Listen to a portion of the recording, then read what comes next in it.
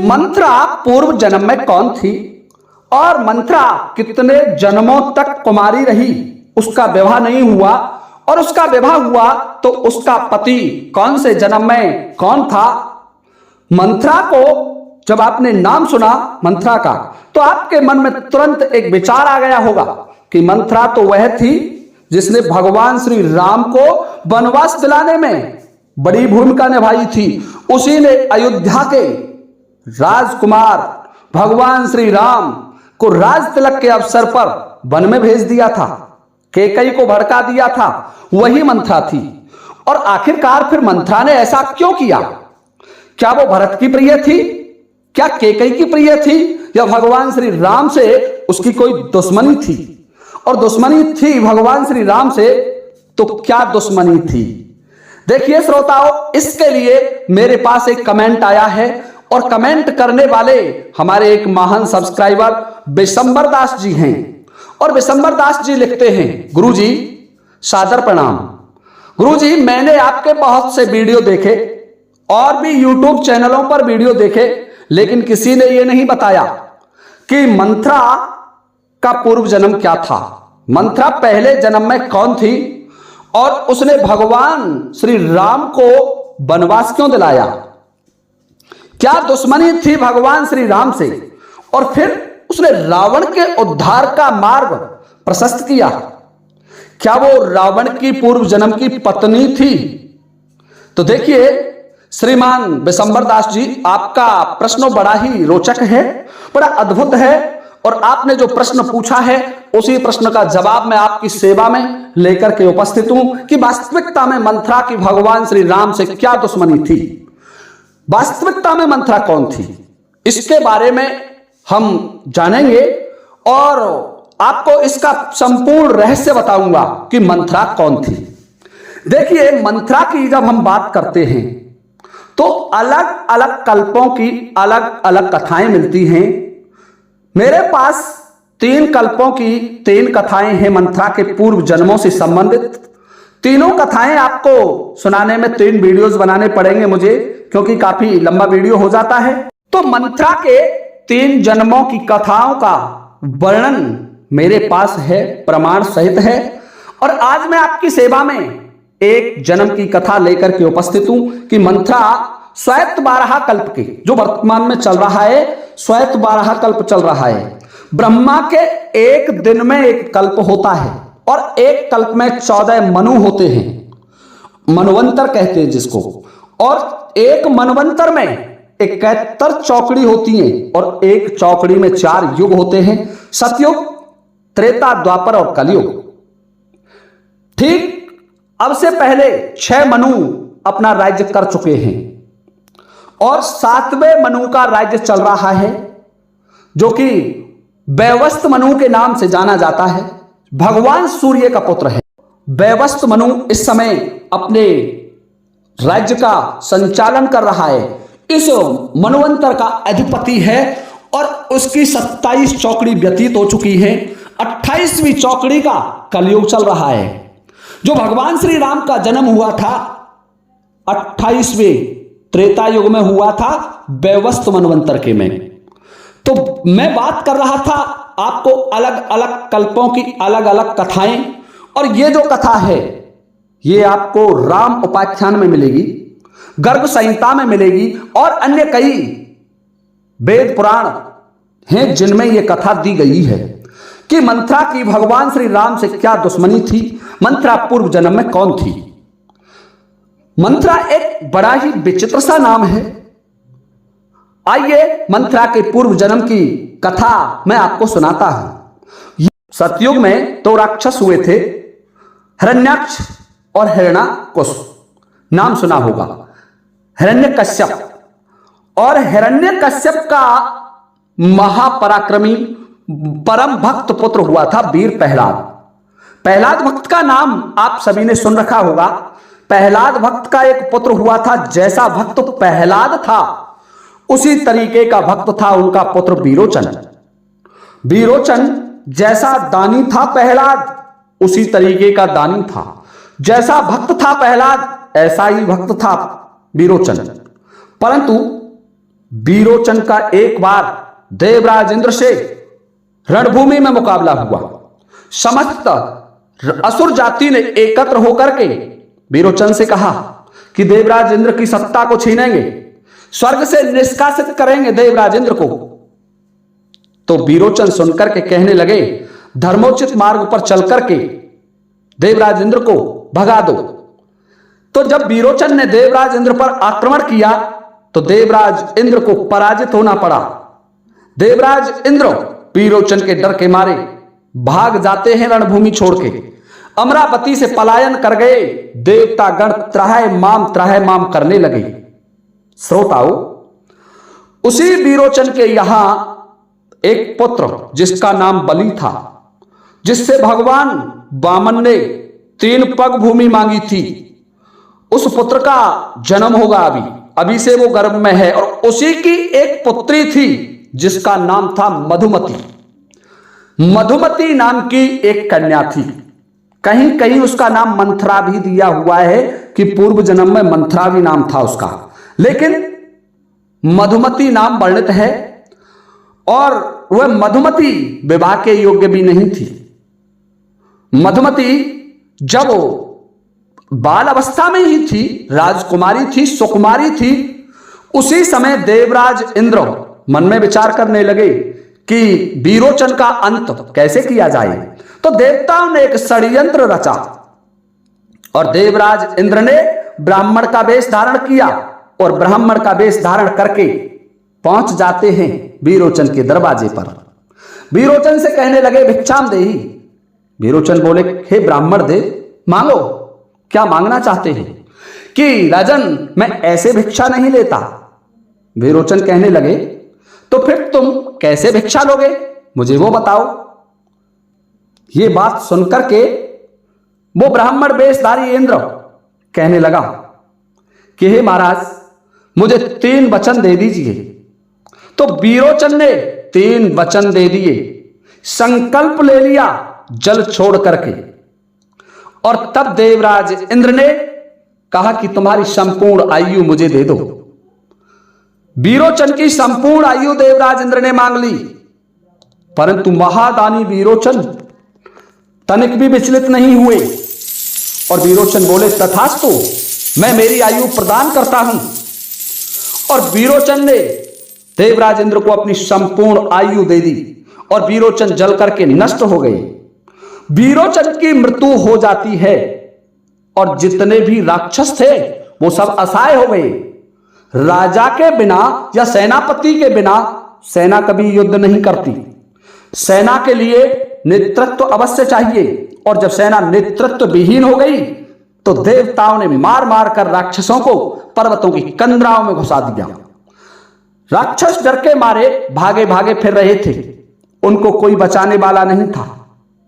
तभी किसी वीर सेनापति को याद आया कि अभी तक तो महाराज वीरोचन की पुत्री, जिसका नाम मधुमती है, जीवित है, और जो पुत्र था बलि, वो अभी पैदा हुआ था, अल्प आयु का था। वीरोचन की मृत्यु के बाद ही बलि को पैदा किया गया था।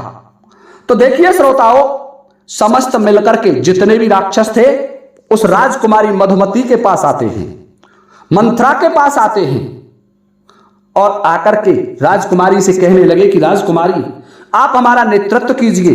राक्षसी सेना और राक्षस देवताओं के डर से भागे भागे फिर रहे हैं। जब ये बात मधुमती ने सुनी तो क्रोध जाग उठा। राक्षस वंश में उत्पन्न कन्या कहने लगी, आप चिंता ना करें, आपका नेतृत्व मैं करूंगी। मैं देखती हूं देवराज इंद्र से युद्ध मैं करूंगी, चलो मेरा साथ दो। और वह कन्या अपनी संपूर्ण सेना को लेकर के देवराज इंद्र पर आक्रमण कर देती है, मधुमती। और जैसे ही देवराज इंद्र पर आक्रमण किया तो उस राक्षसी कन्या के युद्ध कौशल को देख करके देवराज इंद्र विचलित हो गए, रणभूमि छोड़ करके भाग जाते हैं सचिपति देवराज इंद्र। स्वर्ग का सिंहासन खाली हो गया और राक्षसों ने फिर देवताओं को मारना आरंभ कर दिया। श्रोताओ, अब तो देवराज इंद्र घबरा गए। देवराज सोचने लगे, ये कन्या है, कुमारी है, इसका वध कैसे करूं? ये सोच करके देवराजेंद्र श्री हरि विष्णु की शरण में जाते हैं और विष्णु से कहने लगे, हे प्रभु क्या करूं, वीरोचन का वध किया तो उसके बाद उसकी पुत्री इतनी पराक्रमी हो गई कि मुझे स्वर्ग से निष्कासित कर दिया। यह बात सुनकर के भगवान श्री हरि विष्णु देवराजेंद्र से बोले कि हे देवेश्वर, यह दिव्य शक्ति प्रदान करता हूं मैं तुम्हारे लिए, यह दिव्य शक्ति ले जाइए और इस दिव्य शक्ति का प्रहार तुम उस बालिका पर कर देना। वो बालिका हमेशा के लिए तुम्हारे मार्ग से हट जाएगी। देवराजेंद्र बड़े प्रसन्न होते हैं और भगवान श्री हरि विष्णु की दी हुई उस अमोघ शक्ति को लेकर के चल देते हैं और रणभूमि में पुनः देवताओं को एकत्र करते हैं और फिर राक्षसी सेना पर आक्रमण करते हैं। जब मधुमती को यह ज्ञात हुआ कि देवराज इंद्र पुनः अमरावती पर आक्रमण करना चाहते हैं, तो मधुमती ने भी अपने राक्षस योद्धाओं को सुसज्जित किया और चल देती है अपनी सेना का नेतृत्व करती हुई आगे रणभूमि की तरफ। जब दोनों सेनाएं आमने सामने आई और रणभूमि में युद्ध होने लगा, तो देवराज इंद्र ने श्री हरि विष्णु की दी हुई वो अमोघ शक्ति मंथरा पर छोड़ दी और मंथरा को वो शक्ति संपूर्ण वेग से लगी और मंथरा अंतरिक्ष में से जमीन पर गिरने लगी। मंथरा अंतरिक्ष से लुढ़की और पृथ्वी पर गिर गई और देखती है कि उसके पूरा शरीर कुबड़ युक्त हो गया, संपूर्ण शरीर में कुबड़ निकल आया, कुरूप हो गई, शक्ति के प्रहार से विकृत हो गया मंथरा का रूप।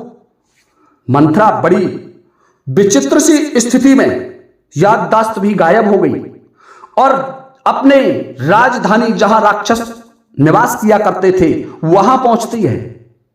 वहां जब राक्षस स्त्रियों ने मधुमती को देखा तो उसका उपहास करने लगी, उसे देख करके घृणा से कहने लगी कि यह कैसी राजकुमारी है, इसका यह क्या बुरा हाल हुआ है। जब यह स्थिति मधुमती ने देखी तो मधुमती मन ही मन कहती है कि जिस समय मेरा मौका लगेगा मैं भगवान श्री हरि विष्णु से मेरा ये बदला अवश्य चुकाऊंगी। उसने मैं इतनी रूपवान थी, मुझे क्रूप बना दिया, मेरा रूप विकृत कर दिया। देवराज इंद्र ने भगवान श्री हरि विष्णु की दी हुई अमोघ शक्ति का प्रहार किया और मैं अब उस विष्णु को छोड़ूंगी नहीं, उससे अपना बदला जरूर लूंगी। तो देखिए श्रोताओं, वही वीरोचन की पुत्री तीसरे जन्म में आकर के, एक जन्म बीच में और होगा और उस जन्म को मैं अगले वीडियो में बताऊंगा आपको कि मंथरा का वो अगला जन्म कौन सा था, यदि आप कहेंगे आपको ये वीडियो अच्छा लगा हो तो। और ये भी बताऊंगा कुछ वीडियोज में। इस वीडियो में मैंने आपको बताया कि मंथरा का विवाह नहीं हुआ है, मधुमती कुमारी थी और कुमारी अवस्था में ही मृत्यु को प्राप्त हो जाती है। मंथरा जिस पर आपको बहुत कम लिखा हुआ मिलेगा, रामायण में केवल इतना जिक्र किया गया है, इतना वर्णन किया गया है कि मंथरा ने भगवान श्री राम को वनवास दिलाया था और उसमें अहम रोल मंथरा का था, परंतु मंथरा के पूर्व जन्मों को नहीं देखा। फर्स्ट जन्म, पहला जन्म कहां हुआ और फिर मंथरा का कितने जन्मों तक विवाह नहीं हुआ, मंथरा क्यों पति विहीन रही, किस जन्म में मंथरा का विवाह हुआ था। यह बड़ा ही रहस्यमय और अद्भुत वीडियो है। यदि कुछ विद्वान मुझसे पूछेंगे कि किस पुराण में है, किस ग्रंथ में है, तो मैं आपको उस ग्रंथ का नाम कमेंट बॉक्स में दे दूंगा, आप वहां जाकर के देख सकते हैं, परंतु मैं इस वीडियो में उस ग्रंथ का नाम नहीं बताऊंगा, इसके कई कारण हो सकते हैं। अब देखिए श्रोताओं, मैं आपको मंथरा का एक रहस्यमय वीडियो जो बड़ा ही अद्भुत है, बड़ा ही ज्ञानवर्धक है, उस वीडियो को आपकी सेवा में प्रसारित कर रहा हूं। सृष्टि के आरंभ की बात है। श्वेत 12 कल्प चल रहा था, जो वर्तमान में भी श्वेत 12 कल्प है, और श्वेत 12 कल्प का 28वां यानी वैवस्वत मनवंतर की 28वीं चौकड़ी चल रही है और उसकी 28वीं चौकड़ी के सतयुग की बात है। सृष्टि का आरंभिक दौर चल रहा था, रचना काल चल रहा था वैवस्वत मनवंतर का। देखिए श्रोताओं ध्यान से सुनने की बात है कि जो सृष्टि का विधान होता है वो पूर्व निर्धारित होता है, उसको पहले ही बना के रख लिया जाता है और उसी के अनुसार घटनाएं घटित होती हैं। उसी के अनुसार जो काल चक्र होता है वो गतिशील होता है। अब देखिए, कारण था कि देवताओं की एक सभा हो रही थी जिसमें त्रिदेव उपस्थित थे और सृष्टि के संचालन के लिए योजनाएं बनाई जा रही थी। तो उसमें भगवान श्री हरि विष्णु के अवतारों का वर्णन आया कि भगवान श्री हरि विष्णु को अवतार लेने होंगे। श्रोताओं, उन सभी अवतारों को क्रमबद्ध तरीके से वर्णित किया गया और उसके लिए रूपरेखा बनाई गई। जब रूपरेखा बनाई तो राम अवतार में एक महान आतताई राक्षस का अंत करना था, परंतु उस राक्षस का अंत करने के लिए भगवान श्री राम को वनवास मिलना था। यह पूर्व विधान था और वनवास देने के लिए कोई उपयुक्त पात्र होना जरूरी था जो वनवास दिलाए। तो भगवान श्री हरि विष्णु ने अपनी माया को आदेश दिया कि एक परम सुंदर कन्या की उत्पत्ति की जाए। तो देखिए श्रोताओं, भगवान श्री हरि विष्णु की माया ने एक स्वरबाला, नाम लिखा हुआ है स्वरबाला, स्वरबाला नामक कन्या की उत्पत्ति की। बड़ी सुंदर कन्या थी। सृष्टि की अप्सराएं भी उसके सामने लज्जित हो जाती थी। इतनी परम सुंदर, रूपवान, गुणवान और चंचल स्वभाव वाली थी, क्योंकि भगवान श्री हरि विष्णु की माया थी। नारी का स्वभाव स्वतः ही चंचल होता है और उसका स्वभाव और भी ज्यादा चंचल था। चंचल स्वभाव वाली उस कन्या का विवाह अंगिरस ऋषि के साथ कर दिया जाता है, ऐसा वर्णन मिलता है। तो पहला विवाह उस कन्या का किसके साथ हुआ? अंगिरस ऋषि के साथ। अब अंगिरस कौन थे? देवगुरु बृहस्पति के पिता थे। देवगुरु बृहस्पति के पिता के साथ उस पुत्री का विवाह कर दिया गया और जब देवताओं के एक परम तेजस्वी ऋषि के साथ उस कन्या का विवाह हुआ, उस मायावी पुत्री का विवाह हुआ, क्योंकि वो भगवान श्री हरि विष्णु की माया की पुत्री थी, स्वरबाला। और स्वरबाला का विवाह जब उस ऋषि के साथ हो गया तो बड़ी प्रसन्न हुई। परंतु देखिए, ऋषि होते हैं जो तपस्या में लीन होते हैं, समाधि लगा लेते हैं 6-6 महीने की, साल साल भर की, तो 10,000 वर्ष तपस्या किया करते थे। तो स्वरबाला और महर्षि जिस आश्रम में रहा करते थे वहां एक देव सरोवर नामक ताल का वर्णन है। एक देव सरोवर था और उस देव सरोवर के तट पर महर्षि का एक आश्रम था जहां महर्षि तपस्या किया करते थे। और वह स्वरबाला जो उनकी पत्नी थी, विवाह होने के बाद वह स्वरबाला उनकी पत्नी बन गई और उनकी जो पत्नी थी वो वहीं ऋषि के आश्रम में रहा करती थी। देखिए श्रोताओं, एक दिन महर्षि कहने लगे कि स्वरबाला, जब से तुम आई हो मैंने कोई आराधना नहीं की, अब मैं समाधि लगाऊंगा, क्योंकि बड़े बड़े ऋषि मुनि लंबे समय तक समाधि लगाती थी। तो स्वरबाला कहने लगी, ठीक है भगवान, जैसी आपकी इच्छा, आप समाधि लगा लीजिए। महर्षि तो समाधि लगा लेते हैं, बैठ जाते हैं, अखंड भजन करने लग गए और स्वरबाला वहां उनकी सेवा किया करती थी। धीरे धीरे समय निकला और पावन कार्तिक मास का महीना आ गया। देखिए श्रोताओं, आपको एक बात और बता दूं, यदि महीनाओं की बात करते हैं तो कार्तिक मास को पावन माह माना जाता है। यह बड़ा पवित्र महीना होता है और कहा जाता है 8 माह 9 कार्तिक नहवे, 10 बैसाख अलौनी खावे और 100 प्राणी वैकुंठ को जावे। यानी 8 तो माह का महीना होता है, माघ कहते हैं जिसको। 8 माघ में स्नान करना चाहिए प्रातःकाल, 9 कार्तिक में नियम पूर्वक देव सरोवरों में स्नान करना चाहिए, नदी में स्नान करना चाहिए, और बैसाख के महीने में 10 बैसाख तक यानी 10 वर्ष तक यदि आप भोजन के साथ कोई लगाव नहीं लेते, यानी नमक मिर्च इत्यादि नहीं खाते, तो वह प्राणी वैकुंठ का निवास करने का अधिकारी हो जाता है। तो वो चंचला पुत्री थी स्वरबाला मन में विचार करने लगी, कार्तिक का महीना आ गया, बड़ा पावन महीना है, देवताओं के लिए भी बड़ा उपयुक्त माना जाता है। तो कार्तिक माह में वो स्वरबाला देव सरोवर में स्नान करने के लिए जाया करती थी।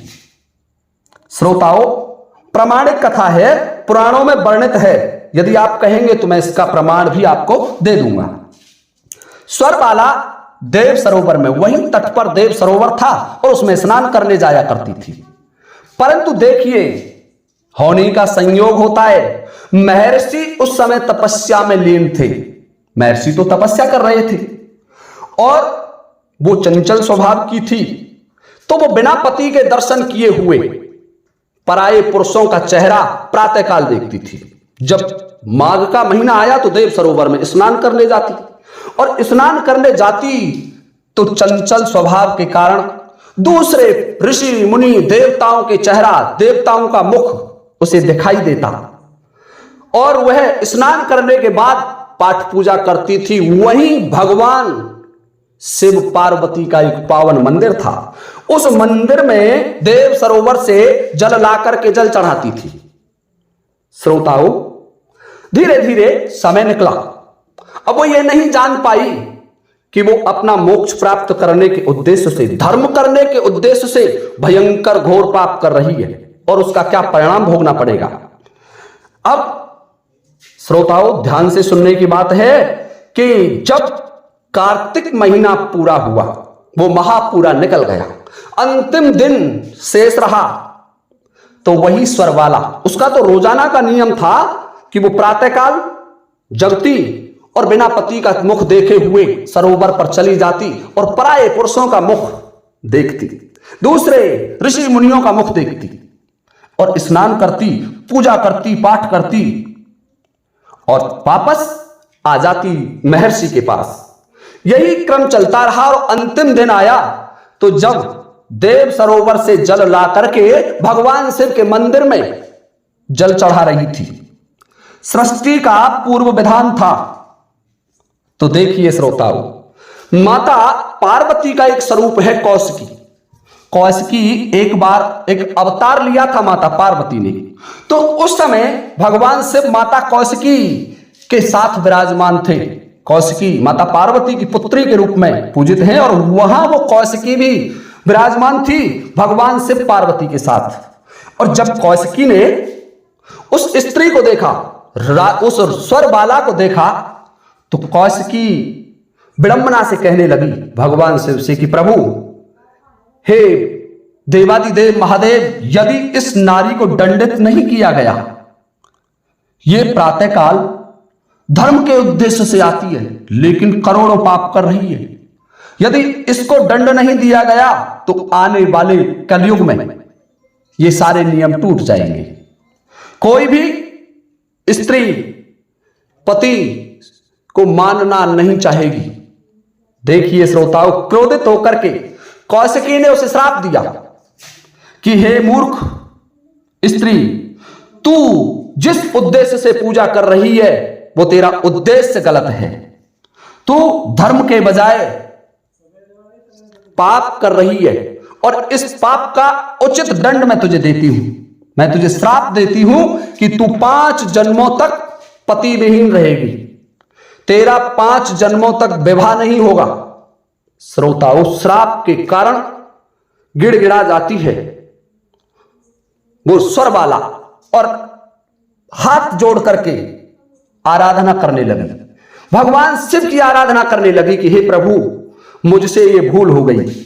मैं तो केवल धर्म के उद्देश्य से मैं कार्तिक माह में स्नान कर रही थी और मैं ये नहीं जानती थी कि इसका परिणाम कितना भयंकर होगा। कहने लगी कौशिकी कि हे स्वरबाला, तेरे उस पति का अपमान किया और धर्म करने के उद्देश्य से, इसलिए तू 5 जन्मों तक पति विहीन रहेगी। परंतु स्वरबाला गिड़गिड़ा रही है भगवान शिव, माता पार्वती और कौशिकी के सामने। तो भगवान शिव को दया आ गई, बड़े कृपालु है भोलेनाथ। यानी आशुतोष भगवान तभी तो कहा जाता है, और सृष्टि का पूर्व विधान था। तो भगवान शिव बोले कि हे देवी, आखिरकार तुमसे गलती हुई तो तुम क्या चाहती हो? ये श्राप तो वापस हो नहीं सकता, तुम्हें 5 जन्म तक कुमारा रहना पड़ेगा, तुम्हारा विवाह नहीं होगा। परंतु आखिरकार तुम चाहती क्या हो कि हे भगवान, मेरा उद्धार कब होगा, इस पाप से मैं मुक्त कब हो जाऊंगी? कि 5 जन्मों के बाद जब त्रेता युग आएगा, और त्रेता युग में भगवान श्री हरि विष्णु पृथ्वी लोक पर अवतार धारण करेंगे, और तब तुम्हें देवताओं का कार्य सिद्ध करना होगा। श्री हरि विष्णु पृथ्वी लोक पर राम के रूप में अवतरित होंगे, और जब उनका राज्याभिषेक होगा उस समय तुम एक कोबड़ी दासी के रूप में वह रहोगी। उस जन्म में भी तुम अविवाहित रहोगी, तुम्हारा विवाह नहीं होगा, दासियों का विवाह होता नहीं है, अविवाहित रहोगी। और फिर उस जन्म को पूर्ण करने के बाद तुम वापस अपने श्री हरि विष्णु की माया में विलीन हो जाओगी, तुम मोक्ष को प्राप्त हो जाओगी। जाइए देखिए श्रोताओं, ये एक महत्वपूर्ण कथा कई ग्रंथों में पाई जाती है। ये कथा बड़ी ही रोचक है, बड़ी ही ज्ञानवर्धक है, और आपको मैंने पहले वीडियो में बताया था कि उसका पहला जन्म हुआ था विरोचन नामक दैत्यराज के यहां, जिसका नाम विरोचना था, और वो भगवान विष्णु की विरोधी थी। दूसरा जन्म एक यक्षिणी के रूप में हुआ था, और पहला जन्म जिसमें अंगिरस ऋषि के साथ विवाह हुआ था, वो श्री हरि विष्णु की माया के रूप में अवतरित हुई। पहली उत्पत्ति थी उसकी। और देखिए दूसरा जन्म कहां होगा। महाराजा अश्वपति ने क्यों की थी मंथरा की निर्मम हत्या? कटार मार करके मंथरा का कत्ल क्यों करना पड़ा महाराजा अश्वपति को? महाराजा अश्वपति ने क्यों किया था मंथरा का वध? देखिए श्रोताओं, राजा अश्वपति रानी केकई के पिता थे। जो महाराजा दशरथ की महारानी केकई थी, भरत की माता, उनके पिता थे राजा अश्वपति। केक नरेश और मंथरा उन्हीं की दासी थी, जिसने भगवान श्री राम को वनवास दिलाया था।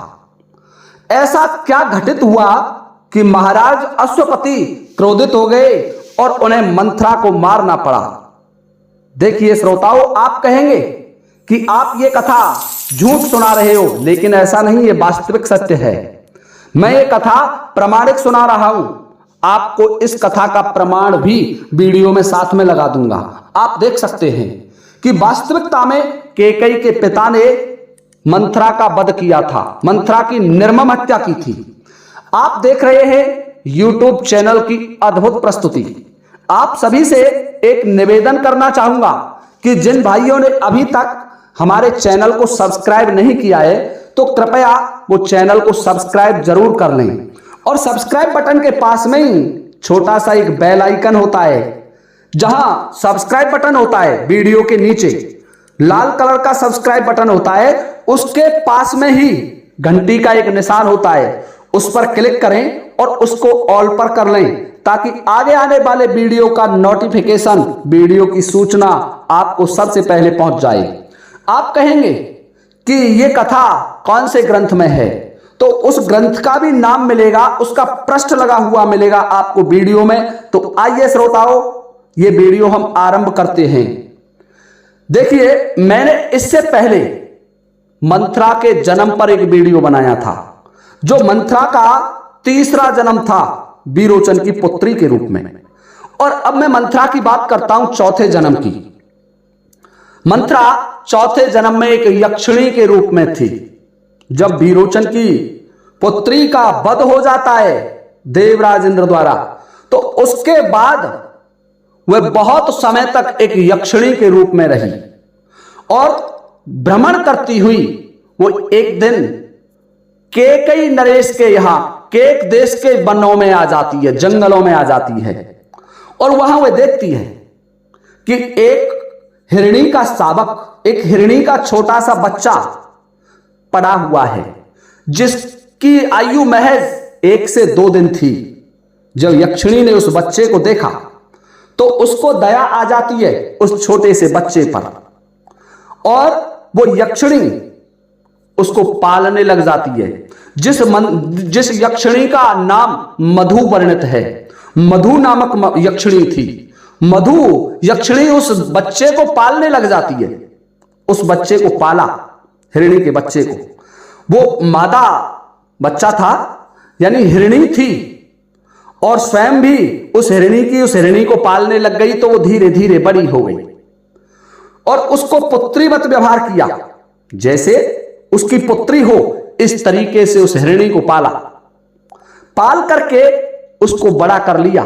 जब वो बड़ी हो गई तो उसका विवाह एक हिरण के साथ कर दिया था, और अपने दामाद को और अपनी दत्तक पुत्री को, दत्तक भी नहीं कहेंगे, उसको मिली थी लावारिस अवस्था में वो हिरणी, उन दोनों को अपने साथ वन में रखने लगी।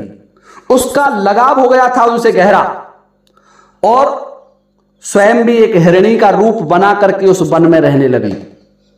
देखिए श्रोताओं, एक बार की बात है कि केकई के पिता महाराजा अश्वपति एक दिन आखेट का विचार करके उस वन में प्रवेश कर जाते हैं। होनी का संयोग था, वन में कोई शिकार नहीं मिली महाराज अश्वपति को। राजा अश्वपति उस वन में बहुत आगे तक चले गए। देखते हैं कि कहीं कोई आखेट नहीं मिल रहा है। बड़े परेशान थे राजा। विचार करने लगे कि यदि आखेट नहीं मिला तो मुझे रात्रि जंगल में ही निकालनी पड़ेगी। यह सोच करके महाराजा उस सघन वन में और आगे चले गए, जहां वो यक्षिणी अपने परिवार के साथ रहती थी। स्वयं भी हिरणी के रूप में रह रही थी, उसका दामाद हिरण था और उसकी एक पुत्री हिरणी थी। अब देखिए उधर उस हिरणी का जो यक्षिणी थी मधु, उस मधु का वो दामाद उस वन में चरने के लिए चला जाता है, और उधर से राजा अश्वपति चले आ रहे हैं, और राजा अश्वपति को वो हिरण दिखाई दिया, उस यक्षिणी का दामाद दिखाई दिया। तो देख करके विचार करने लगे कि चलो ईश्वर ने आखेट तो भेज दिया, और राजा अश्वपति ने उसका पीछा किया। और जैसे ही हिरण ने देखा कि कोई राजा उसे मारने वाला है तो वो भी दौड़ने लगा अपनी झाड़ी की तरफ, परंतु महाराज का अचूक निशाना था। तीक्ष्ण बाण लिया, धनुष पर चढ़ाया और संधान किया, बाण छोड़ दिया और उस हिरण को जाकर के लगा, और हिरण के पार हो गया बाण, वक्ष स्थल को बींध डाला, और वो हिरण अपनी जो झाड़ी थी उससे कुछ दूरी पर गिर पड़ा, और उसकी चिंगार निकली। तो एकदम से यक्षिणी को पता चला कि मेरे दामाद को किसने मार डाला। तो वह एकदम से वहां दौड़ करके आई और देखा कि एक राजा ने उसको उठा लिया है और अपने घोड़े पर रख लिया है। तो वो हिरणी कहने लगी, यक्षिणी जिसका नाम मधु था, मधु कहने लगी, हे महाराज, ये मेरा दामाद है और मेरी पुत्री इसके बिना जीवित नहीं रहेगी। तुमने ये बड़ा अनर्थ कर डाला, तुमने मेरे दामाद की हत्या कर दी। हे राजन, ये निर्दोष था, फिर आपने इसे क्यों मारा? क्या कारण है ऐसा जो आपने मेरे इस दामाद को मार डाला? देखिए श्रोताओं, ये बात सुनकर के राजा अश्वपति कहने लगे कि तू कौन है? मेरा काम आखेट करने का था, मैंने मेरा काम किया और मेरे शिकार को लेकर के मैं जा रहा हूं। तो वो हिरणी कहने लगी कि देखिए राजन, मैं एक यक्षिणी हूं वास्तविकता में। यदि तुम मुझे इसे वापस दे दें, इसके मृत शरीर को मुझे दे दें, तो मैं इसे जीवित कर लूंगी और मेरी पुत्री और मेरा परिवार सुखी रहेगा। हे राजन, मेरा आपसे निवेदन है, मेरी आपसे प्रार्थना है कि आप मुझे मेरा मृतक दामाद दे दीजिए। जब राजा अश्वपति ने यह सुना कि यह यक्षिणी है, तो राजा को क्रोध आया और एक तीक्ष्ण तलवार निकाली और फेंक करके कटार उस हिरणी में दी। एक ही कटार हिरणी को बींध करके पार हो गई और अपने घोड़े से उतरे और राजा अश्वपति ने उसकी गर्दन को काट डाला। उस हिरणी को भी राजा अश्वपति ने समाप्त कर दिया। जब हिरणी मर रही थी, अंतिम समय था हिरणी का, तो मरते वक्त राजा को श्राप दिया कि हे राजा अश्वपति, जैसे तुमने मेरे दामाद को मारा है, ठीक उसी प्रकार से मैं तुम्हारे दामाद के प्राण हर लूंगी। ध्यान रखना राजन, मैं तो मर रही हूं, लेकिन मैं अब तुम्हारे ही इस नगर में जन्म लूंगी और मेरा नाम मंथरा होगा। मैं तुम्हारे इस दुष्ट कर्म का बदला तुमसे अवश्य लूंगी। तुम्हारे दामाद को जीवित नहीं छोड़ूंगी, अवश्य मारूंगी, मेरा प्रतिशोध लूंगी। राजा अश्वपति उस श्राप को मन में विचारते नहीं है और उस हिरण को लेकर के अपने राज्य महल को चले आते हैं। और वही हिरणी जो यक्षिणी थी आगे चल करके मंथरा का जन्म लेती है और उसने भगवान श्री राम को वनवास दिलाया और भगवान श्री राम को वनवास दिला करके महाराज दशरथ की हत्या की थी, जो कि राजा अश्वपति के दामाद थे। अपना बदला मंथरा ने ले लिया। यह मंथरा का चौथा जन्म चल रहा है, जब हिरणी के रूप में मंथरा ने जन्म लिया था और वह भी अविवाहित थी। ध्यान रखना श्रोताओं, मैंने आपको पहले एक वीडियो बनाया था कि मंथरा का विवाह कब हुआ था, तो देखेंगे कि किस जन्म में मंथरा का विवाह हुआ। अभी से मंथरा के ऊपर 3 वीडियोस आना और बाकी है। मंथरा का पूरा रहस्य मैं आपकी सेवा में प्रस्तुत कर दूंगा कि वास्तविकता में मंथरा कौन थी। आपको ज्ञात होगा कि मंथरा पर कुछ किताबों में बहुत कम लिखा है, कुछ पुस्तकों में बहुत कम लिखा है, कुछ रामायणों में बहुत कम लिखा है। जब मंथरा की जानकारी के लिए मैंने कुछ ग्रंथों को देखा तो मंथरा पर बड़े विस्तार से मुझे जानकारी मिली, कई जन्मों की कथाएं मिली, जो आपकी सेवा में प्रस्तुत कर रहा हूं। का दूसरा जन्म, इससे पहले 3 जन्मों का वर्णन कर चुका हूं।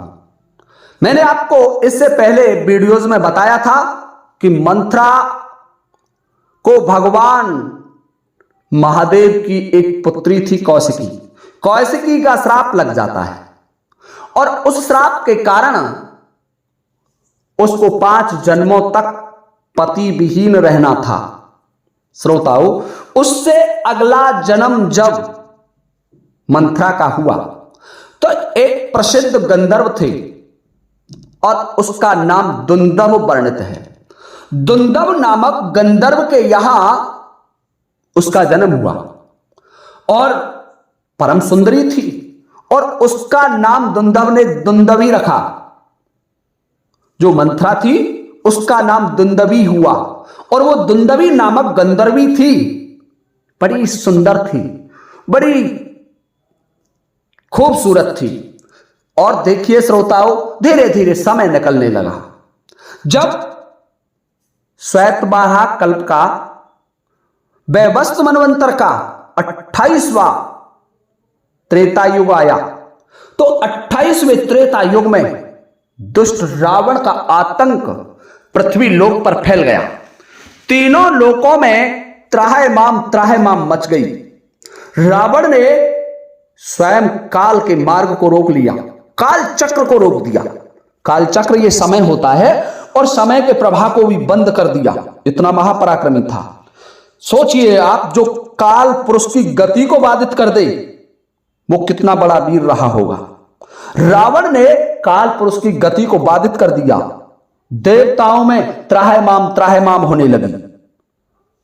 तो रावण के इस आतंक से ब्रह्मा जी ने समस्त देवताओं को एकत्र किया और उन देवों से कहा कि देखिए, श्री हरि विष्णु अमृत्यु लोक में जा रहे हैं और वो अयोध्या के महाराजा दशरथ के यहां अवतरित होंगे, दशरथ के यहां जन्म लेंगे और उनकी सहायता के लिए तुम समस्त देवताओं को पृथ्वी लोक पर जाना होगा।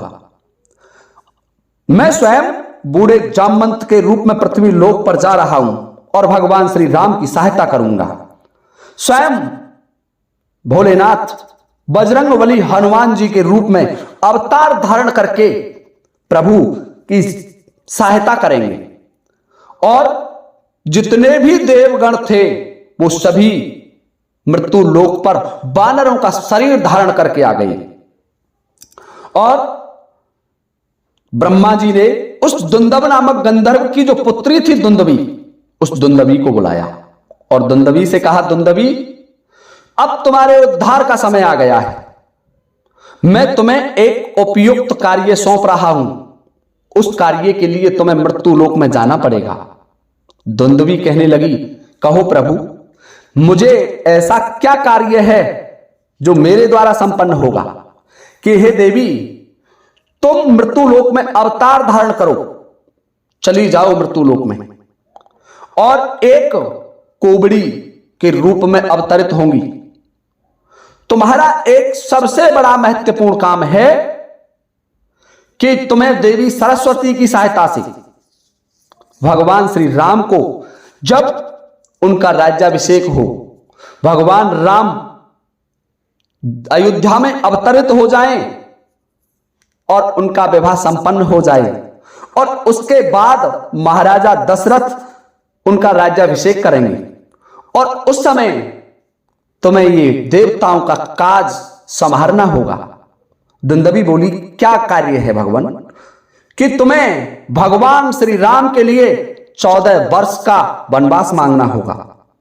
मंथरा बोली कि प्रभु, इससे तो मैं कलंकित हो जाऊंगी। कि नहीं मंथरा, तुम कलंकित नहीं होंगी, बल्कि श्राप से मुक्त हो जाओगी।